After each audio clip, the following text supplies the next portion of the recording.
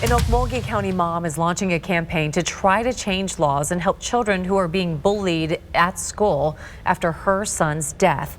So glad you're with us. I'm Shay Rozzi. And I'm Rick Marinon. Sarah's off tonight. 12-year-old Eli Balance died last week. His mom told us he took his own life after being bullied. Fox 23's Alex Cash has been speaking with Eli's mom, Kayla, and joins us live in the studio with a look at the work Eli's mom is doing in her son's honor. Yes, the mum I've been speaking with says her son was so badly bullied that he made it into a locked bedroom, got into a locked gun case and loaded a gun to take his own life.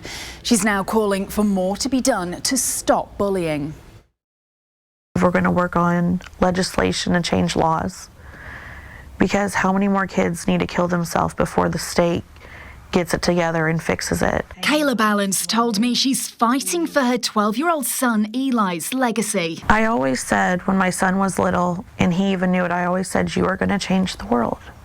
You are going to make the world a better place. Didn't necessarily think this was going to be the way.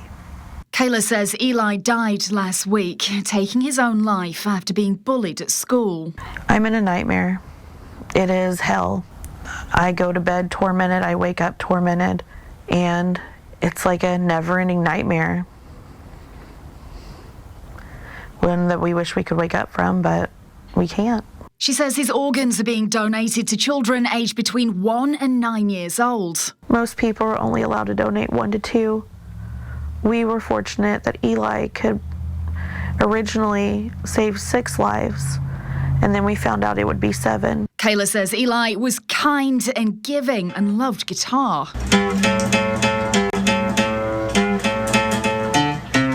And now she says in her grief, she's trying to make changes in his name. She says she wants schools to be held accountable when there's allegations of bullying. It shouldn't have happened.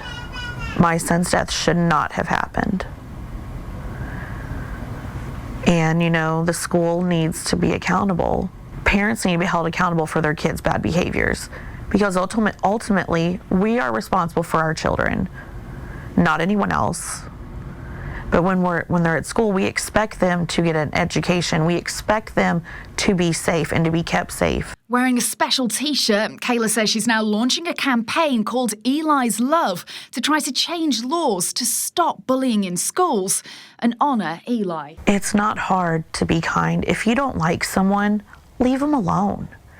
You gain nothing by bullying and tearing someone down.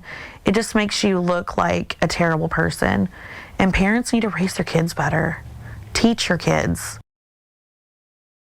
Eli's school, Twin Hills, has given us a statement. In part, it says they're deeply saddened by the tragic loss.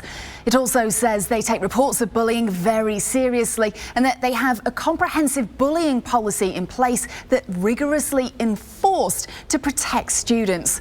Meanwhile, an online fundraiser has been set up to try to help Eli's family as they deal with the loss. Covering news that matters, I'm Alex Cash, Fox 23 News.